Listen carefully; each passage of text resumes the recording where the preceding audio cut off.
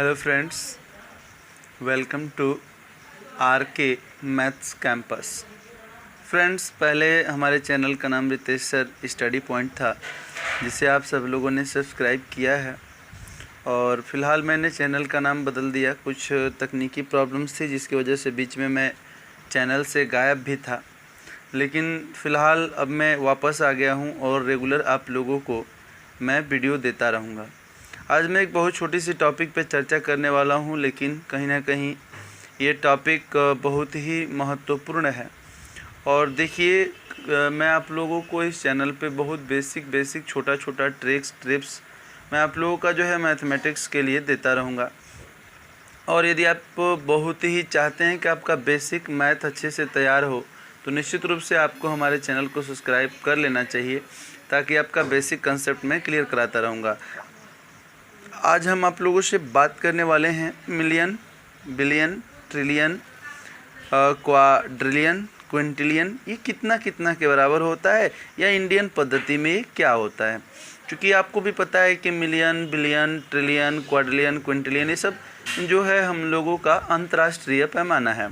तो देखिए फ्रेंड्स, मैं आप लोगों को पहले पूरा डिटेल्स लिखा देता हूँ, फिर मैं आप लोगों को समझाऊंगा आगे एग्जांपल्स के माध्यम से कि फिर कैसे कैसे होता है। तो फिलहाल देखिए, सबसे पहले आप इसको लिख लीजिए, रटना नहीं है, आगे मैं समझा दूंगा कि कैसे होता है। फिलहाल आप देखिए, जो है 10 लाख, तो 10 लाख में फ्रेंड्स हम लोगों का होता है 1 मिलियन। 10 लाख में हम लोगों का कितना होता है? 10 लाख में 1 मिलियन होता है। और फिर जो है हम लोगों का 1 करोड़, तो जो 1 करोड़ आप लोग कहते हैं, तो 1 करोड़ में हम लोगों का होता है 10 मिलियन। 10 मिलियन होता है। और फिर हम लोगों का जो है 10 करोड़ जो होता है, 10 करोड़, तो 10 करोड़ में हम लोगों का फ्रेंड्स होता है 100 मिलियन। 10 करोड़ में होता है 100 मिलियन, ठीक है। और फिर उसके बाद बात आती है 4th नंबर पे 1 अरब। तो 1 अरब में हम लोगों का 1 बिलियन होता है। 1 बिलियन होता है। और फिर उसके बाद बात आती है 10 अरब। तो 10 अरब में हम लोगों का जो है 10 बिलियन होता है। और फिर हम लोगों का जो है आता है 6 नंबर, 1 जो है खरब। तो 1 खरब में हम लोगों का 100 बिलियन होता है। फिर हम लोगों की जो है 7वें नंबर पे आते हैं 10 खरब। तो 10 खरब भारतीय पैसा अगर होगा, तो जो है 10 खरब बराबर 1 ट्रिलियन होता है। 1 ट्रिलियन होता है। उसके बाद फिर हम लोग 8वें नंबर पे बात करते हैं 1 नील। तो 1 नील बराबर हम लोगों का 10 ट्रिलियन होता है। 10 ट्रिलियन होता है। फिर हम लोगों का 9वें नंबर पे आता है 10 नील। तो 10 नील जो पैसे होते हैं भारतीय, उसमें 100 ट्रिलियन होता है। 100 ट्रिलियन होता है। फिर हम लोगों का जो है 10वें नंबर पे 1 पदम। तो 1 पदम बराबर 1 क्वाड्रिलियन होता है। क्वाड्रिलियन। फिर जो है फ्रेंड्स, हम लोगों का 11वें नंबर पर आता है 10 पदम। तो 10 पदम बराबर हम लोगों का 10 क्वाड्रिलियन होता है। फिर उसके बाद हम लोगों का 12वें नंबर पर आता है शंख। तो देखिए, शंख जो होता है, 1 शंख बराबर 100।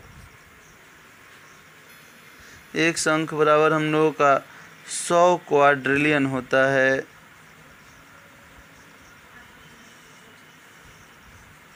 फिर फ्रेंड्स हम लोग बात करेंगे और 13वें नंबर पे। तो देखिए, 13वें नंबर पे हम लोगों का आता है 10 शंख।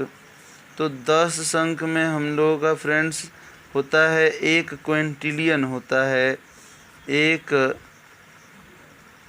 क्विंटिलियन होता है। फिर हम लोगों का जो है 14वें नंबर पर बात आता है महासंख। तो महासंख जो है, महासंख बराबर होता है हम लोगों का 10 क्विंटिलियन, 10 क्विंटिलियन होता है। फिर हम लोगों का जो है बात आते हैं 15वें नंबर पर 10 महासंख। तो 10 महासंख बराबर हम लोगों का 100 क्विंटिलियन होता है। और इतना चीज़ें जो है फ्रेंड्स आप लोगों को हमने बता दिया।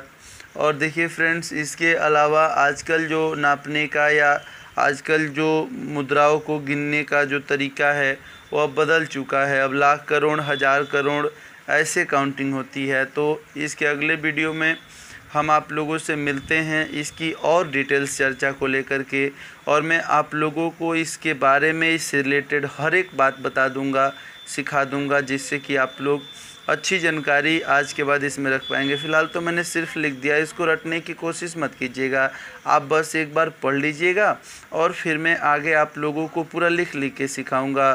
फ़िलहाल आप लोगों को यहीं पर मैं रोकता हूँ, इसको आप लोग पढ़िए, फिर हम लोग मिलते हैं आप लोगों से अगले वीडियो में इसकी पूरी डिटेल्स लेकर के।